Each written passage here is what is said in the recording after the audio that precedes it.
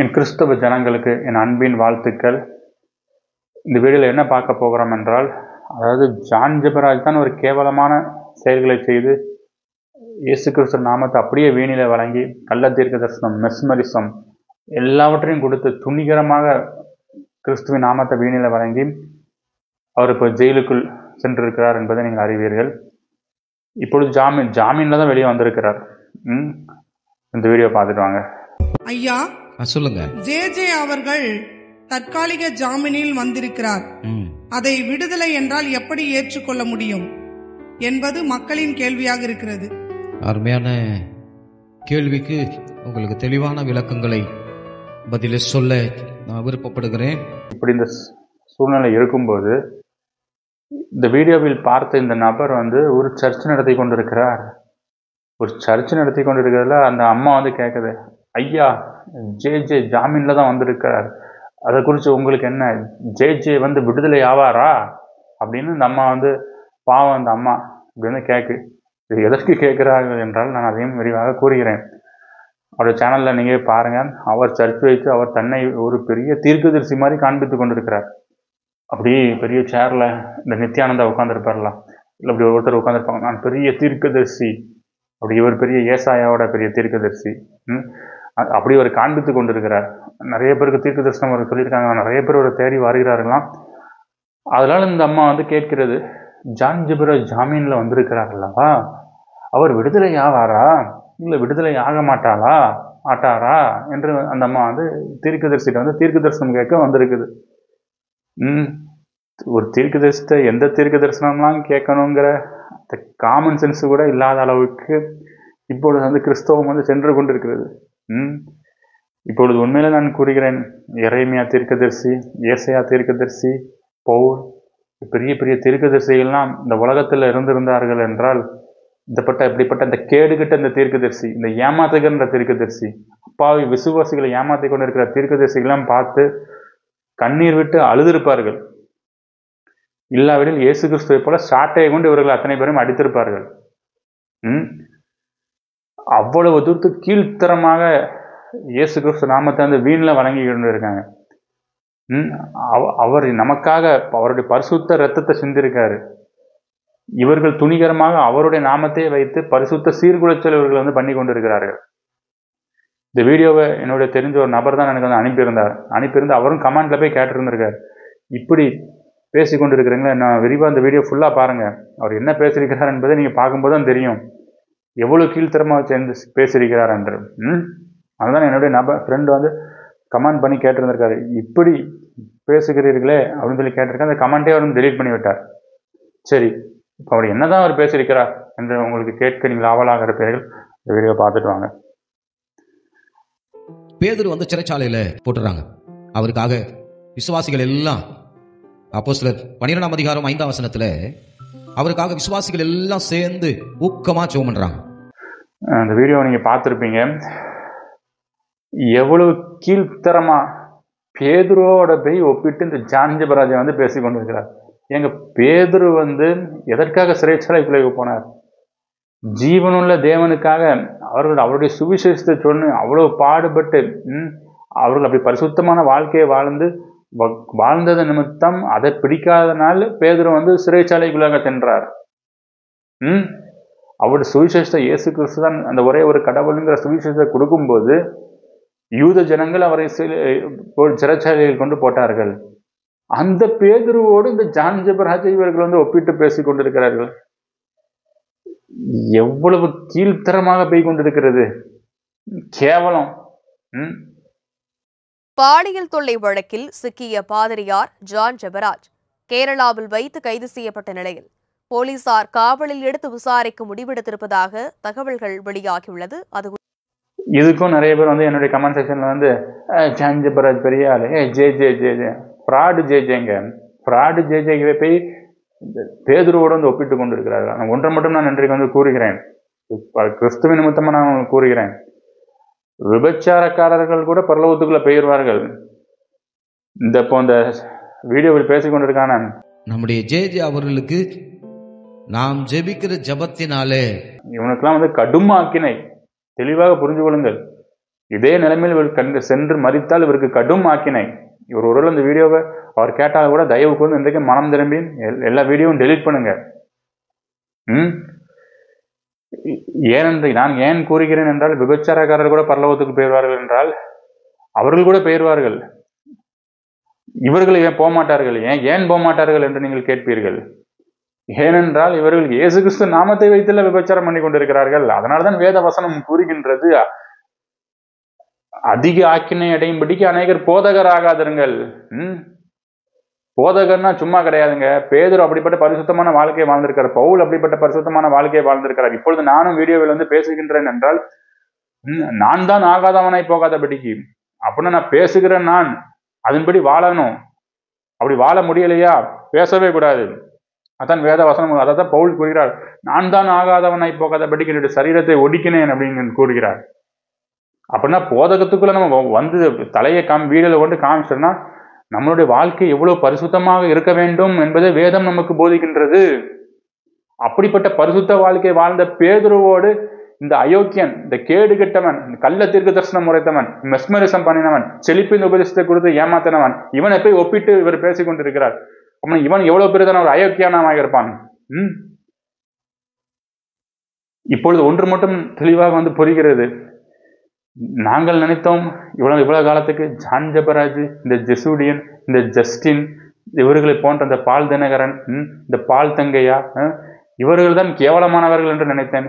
ஆனால் இப்பொழுதுதான் தெளிவாக புரிகிறது, இந்த மாதிரி சர்ச்சை நடத்தி வைத்துக் கொண்டிருக்கிறவர்கள் தான் அவர்களை விட மிகப்பெரிய கேவலமானவர்கள் என்று.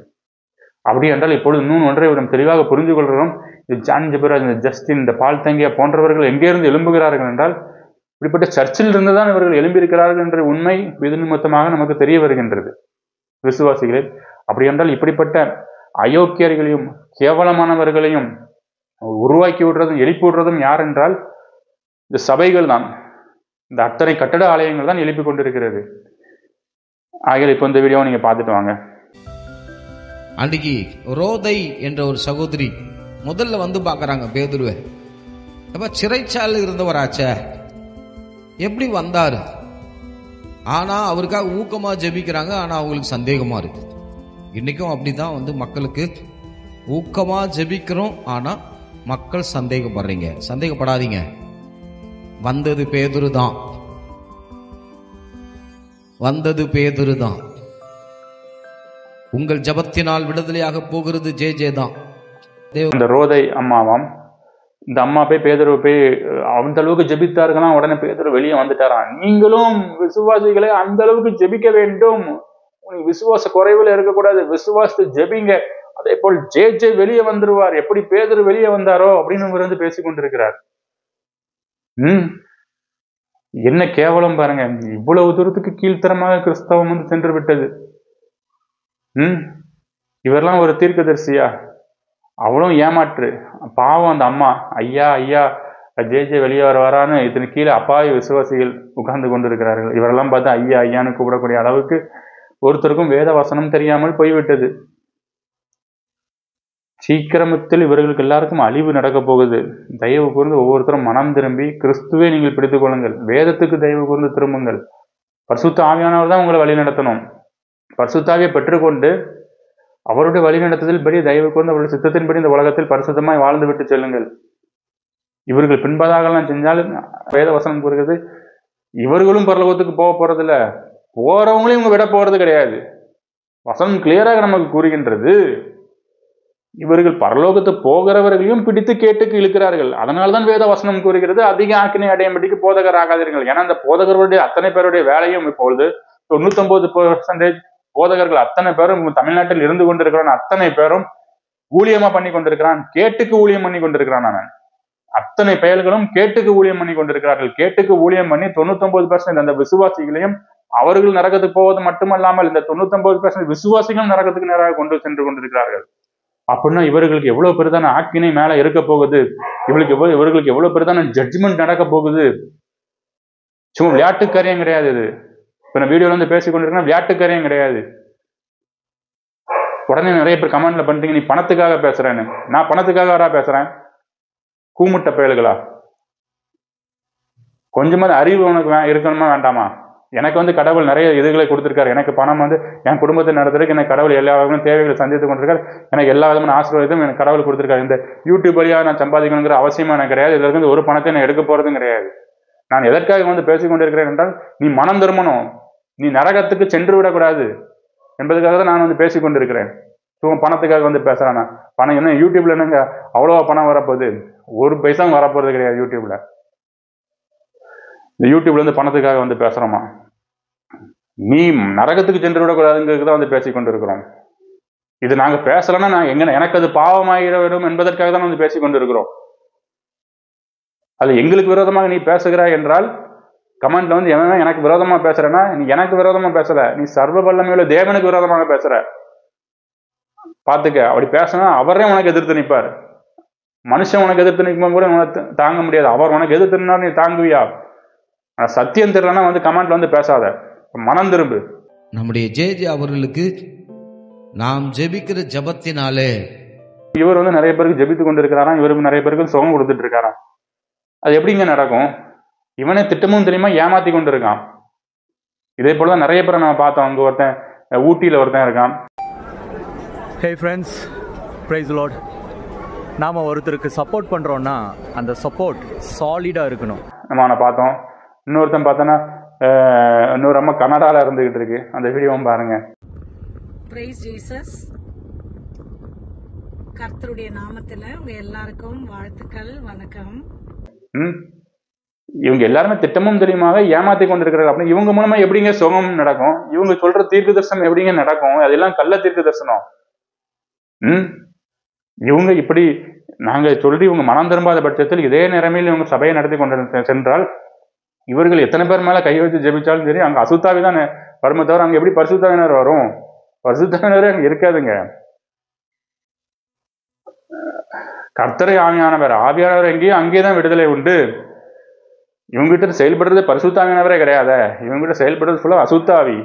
அப்படின்னும்போது இவர் மனம் திரும்பாத பட்சத்தில் இவர் எத்தனை பேருக்கு போய் ஜெபித்தாலும் அங்க ஒரு அற்புதம் நடக்கிற மாதிரி தான் இருக்குமே தவிர அது உண்மையான அற்புதமாக இருக்காது.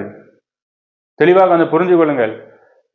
இங்க உடனே வந்து சாட்சி கூடுவார்கள் சர்ச்சில், எனக்கு இந்த வேலை இவர் தலை மேல கை வைத்து ஜெபித்தார், எனக்கு உடனே வேலை கிடைச்சிட்டான். இதெல்லாம் ஒரு சாட்சியாங்க. அப்படின்னா இவர் ஜெபிக்காத மற்றவங்களும் வேலை இல்லாம வெட்டியாக சுத்திட்டு இருக்காங்க. இப்போ ஒருவேளை இப்படி வச்சு ஜெபிஸ்டாரு சாட்சி சொல்லி இப்போ வீடியோ போடுறாரு. இப்போ அந்த பையனுக்கு ஒரு மாசம் கழிச்சு வேலை போயிட்டுனா அதனால இதெல்லாம் வந்து ஊழியமும் கிடையாது, இதெல்லாம் ஏமாத்து ஊழியம். கிளம்பலுக்கே வச்சாரு வேலை கிடைச்சிச்சான். நீ ஒழுங்கா உழைச்சா வேலை கிடைக்க போகுது. அற்புதங்கள் உண்டு, ஆனா இவர்கள் மூலமாக அற்புதங்கள் நடக்காது. இவர்கள் மூலமாக நடக்கிறது பொய் அற்புதங்கள் தான். இவர்கள் புறம் நடந்து எல்லாரும் வஞ்சித்து இவர்கள் ஏமாத்தி கேட்டுக்கு நேராக நடத்தி கொண்டிருக்கிறார்கள். தயவுக்கு வந்து இப்படிப்பட்டவர்களை விட்டு விலகி கிறிஸ்துவுக்கு நேராக திரும்ப பரிசுத்தாவியை நீங்கள் பெற்றுக்கொண்டு நீங்கள் ஒரு விடுதலையுள்ள வாழ்க்கையை வாழ்ந்து நீங்கள் மற்றவர்களுக்கு சாட்சியாக இருந்து நீங்கள் ஒரு மற்றவங்களுக்கு சத்தியத்தை சொல்லி அவர்களை விடுதலையாக்குங்கள். சும்மா பண ஆசையை தூண்டிவிட்டு செழிப்பின் உபதேசத்தை தூண்டி விட்டுட்டு கிறிஸ்துவின் சுவிசேஷத்தை சொல்லாதீங்க. கிறிஸ்துவின் ஆவி உங்களுக்குள் இருந்தால் அங்கே விடுதலை உண்டு. விடுதலைனா எது விடுதலை? நீங்க இந்த மனுஷ பயல்களுக்கு அடிமையாக இருந்து நீ கிறிஸ்துவ பிள்ளைகள் ஆவீங்க, அதுதான் விடுதலை. அந்த விடுதலையை ஒவ்வொருத்தரும் தயவு கூர்ந்து கொடுத்து ஒவ்வொருத்தரும் மனம் திரும்பி ஒவ்வொருத்தரும் பரிசுத்தாவியினால் பெற்றுக் கொடுக்கட்டும். ஒவ்வொருத்தரும் தேவனுடைய ஆவியினால் நடத்தப்படட்டும். ஒரு மத ஆவியினாலும் இப்படிப்பட்ட போதக ஆவியினாலும் யாரும் நடத்தப்படாதபடிக்கு எல்லாரும் நீங்கள் இயேசு கிறிஸ்து நாமத்தாலே விடுதலை ஆகுங்கள். ஆமென்.